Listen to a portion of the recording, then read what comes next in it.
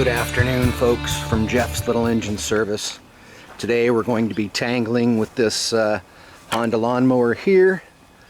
It's the old type with nylon deck, or the plastic deck, whatever the heck it's made out of. It's a Honda HRB HRB215. One of these old school Honda engine designs. It'll start with starting fluid, but it will not stay running. I have already removed the float bowl there and cleaned it out and put it back together, and that didn't improve the situation. So what we need to do is remove this carburetor and clean out the main jet inside. So let's go ahead and get started. Looks like the air filter's in good shape, and we have two 10mm nuts to remove. I should say 3 nuts. Bolt.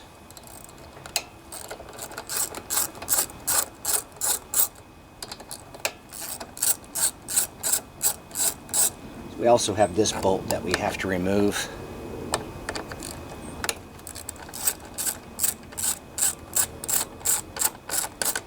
Alright. And this hose here is just a breather hose. It'll pull right off.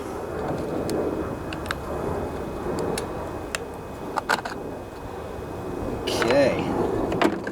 Pretty dirty situation. I think the first thing we should do is turn off the fuel line.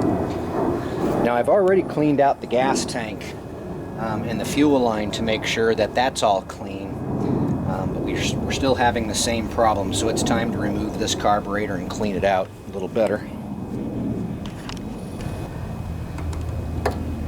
And usually if you just twist this real good, you can get it off. Careful not to get any dirt in there. And this top linkage can be removed.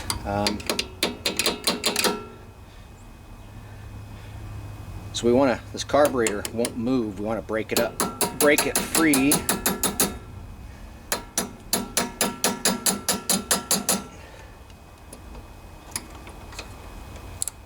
There we go. Now that we have the carburetor free, we can rotate the throttle valve there, pull the linkage right out, remove that spring, and we should be able just to pull it off now. You know, sometimes actually what we need to do is loosen up this bolt, these 2 bolts, so this bracket loosens up a bit, so we can get the carburetor out enough.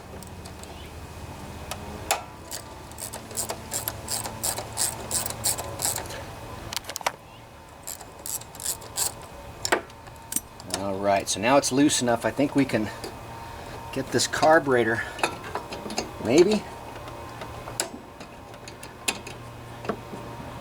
loosen it up a little bit more.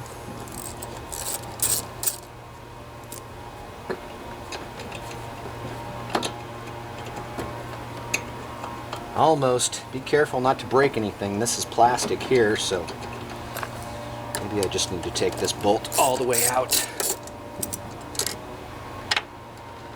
There we go. And now if you rotate the carburetor like this, it comes right off.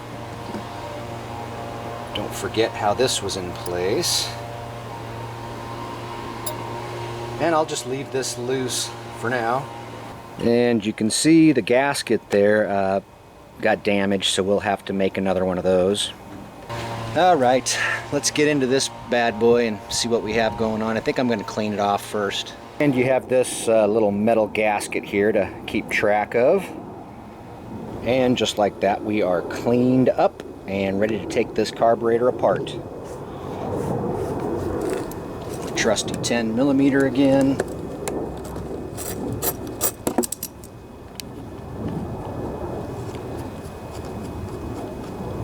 And I know that the carburetor should be clean because like I said, I already cleaned out the float bowl, and it's not too bad. Yeah, I do see some contamination in there. See that? It's like crustified stuff. So let's take out the hinge pin, take off the float, and you see how that's attached. Yeah, the float definitely has some stuff on it, so we're gonna have to soak it, scrub it with a brush, get it all cleaned off. And inside the carburetor here we also have some gunk, see what I mean? Got to clean all that off, but otherwise it's fairly clean. And where the main jet is located is in here, so you'll need a long skinny screwdriver. You can see it's all gunked up, and this is real easy to strip out, so make sure you have a good tight fitting screwdriver before you start cranking down on it. Yeah, there we go. You can tell it's gooey just by the way it's unscrewing. You can see the crud in there. So to get this out, sometimes you can just tap on it like this. But if you can see inside, you can also push it down with a screwdriver. Yeah, it's stuck in there pretty good. Oh, there comes the main jet. We still have the nozzle that's up in here that we have to push out. Oh man, that sucker's stiff, but it's starting to come out. I think I'm going to spray something in there. So the nozzle is still up in there that we need to get out. Be cautious when using carburetor cleaner, because if you get any on this rubber gasket, the gasket may swell up and then it's hard to get back in there. I'm going to spray a little bit of cleaner down in there, and you see I have a pick that I'm going to reach in from above and poke it down as far as I can. That thing really is stuck in there.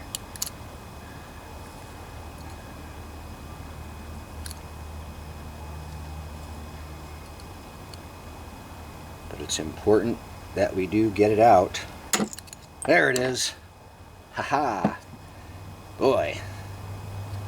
Well, you can see why it was stuck in there. It's totally boogered up.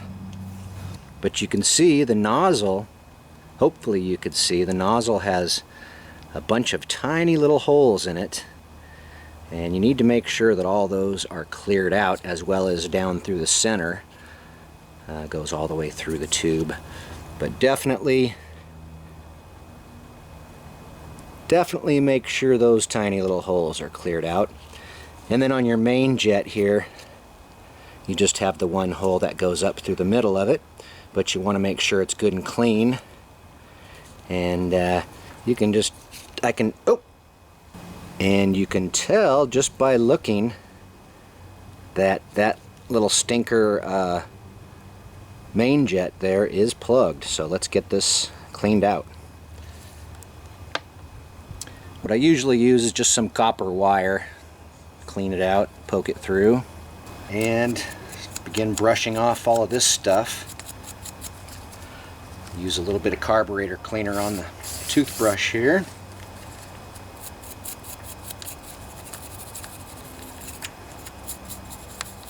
Yeah, it's cleaning up pretty easily. And a Q-tip to get down into there. We'll make sure that's all nice and clean. You can see there's dirt down in there. And all the nooks and crannies. Clean off. Looks like there's like a powder film on everything that you want to clean off. It's going to take me a while. It's time to take off this gasket and make a new one. Hopefully it's not going to be too complicated. And I've worked it loose to try to get it off in one piece so I can use it as a template to make the new one. Yeah, pretty good. And with the piece here, I can definitely match it up and use it as a template. I want to make sure to get rid of all the old gasket on here. Be careful not to scrape anything because it's plastic.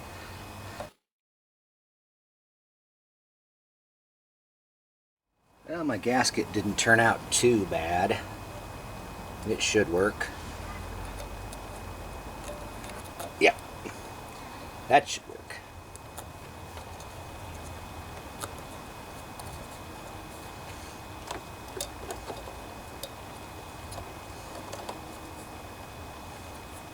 Want to make sure to clean off this gasket surface as well. I've had the float and the float bowl soaking in carburetor cleaner overnight, so hopefully it's all cleaned up. Hey, shut up! Darn bird. Anyways, I got the carburetor all cleaned out, and the float was soaking overnight. It's turned out pretty clean, so that's good. No more of that flaky stuff on there. As I mentioned, I made sure to clean out every little hole and orifice in these little pieces so we can go back together. We've got the nozzle that goes in first like this. Then you got your main jet. Oh, put my main jet in upside down. And you don't want to tighten it down too tight, because you can strip things out.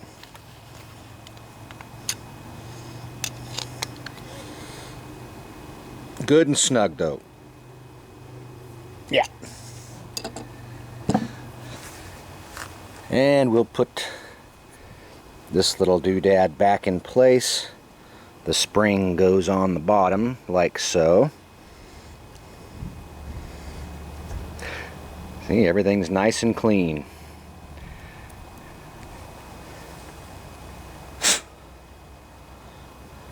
Alright, and I made sure to clean down into the seat area with a Q-tip. Go back together. Oops. And I could put the hinge pin back into place. I think we're doing pretty good. Gasket's still in place. We're ready to go back together. You see the float bowl turned out pretty clean. Float bowl goes back on. Make sure it's seated good. And you don't want to over tighten the float bowl bolt. You can strip things out.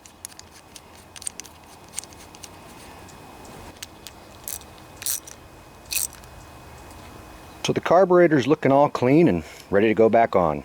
Let's go ahead and put the choke linkage on first. And see if we can get this carburetor into place.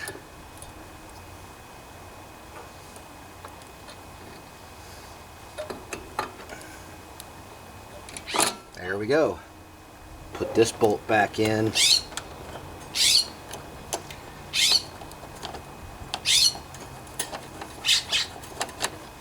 And should be able to put this linkage right in place here.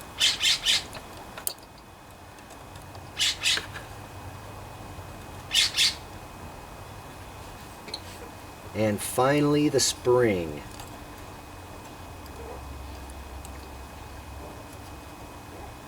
There we go. Okay.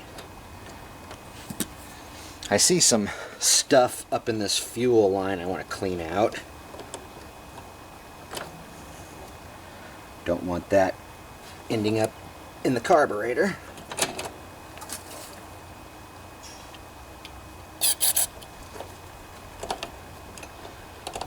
Okay. So yeah, we just need to tighten things back up here. Get this fuel line on.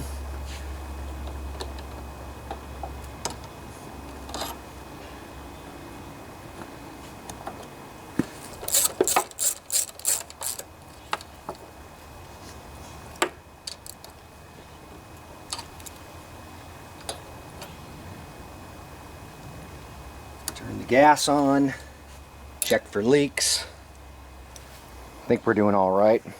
I don't see any leaks so far. And we'll put this gasket, this metal spacer gasket, back in place. Check the choke, check the throttle. All right.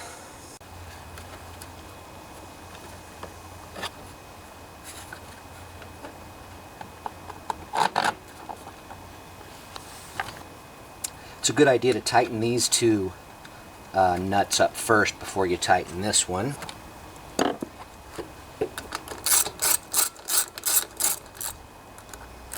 I usually go back and forth here to try to make sure it gets mounted up evenly. So, pretty snug.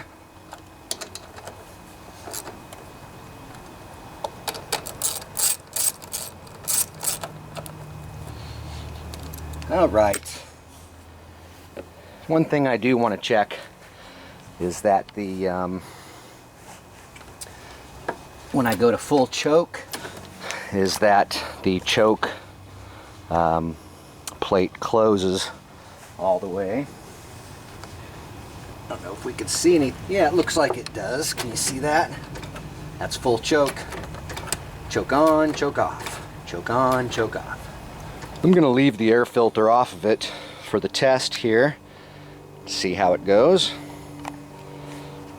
Keep your fingers crossed.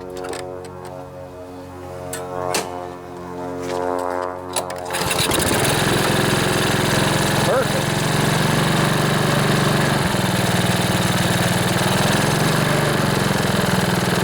All right, I just turned the choke off. We'll see if it'll idle. Yeah, that sounds pretty good. Gonna let it warm up a bit.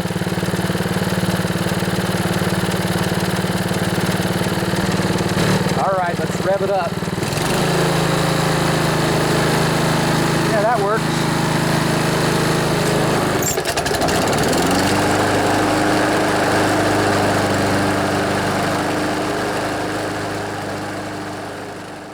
So if you noticed, even when I revved it up, it didn't rev up all the way. So I can show you how we can fix that real quick here.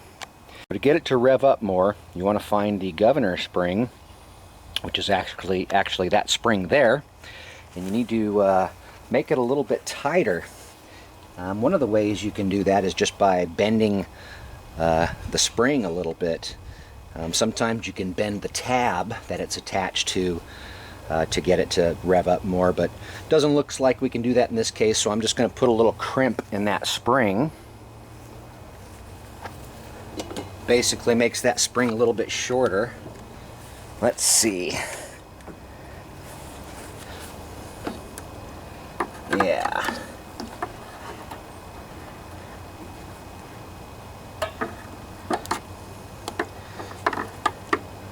Okay, so can you see that?